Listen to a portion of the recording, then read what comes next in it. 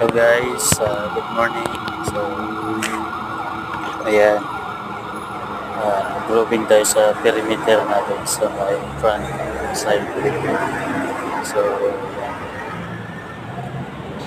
ina-obligyan namin dito kasi daming homeless na gusto matulog dito sa gate. So, kaya tulog tayo at yan ang sitwasyon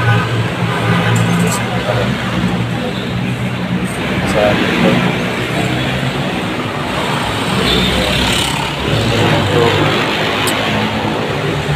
may na-damage ba kasi nag-roll up lang to sa batman. Nakatambay, ganito lang trabaho natin bilang so, tinanda nakapokus tayo nagpapasin. Yan yung training natin. Good luck guys, salamat.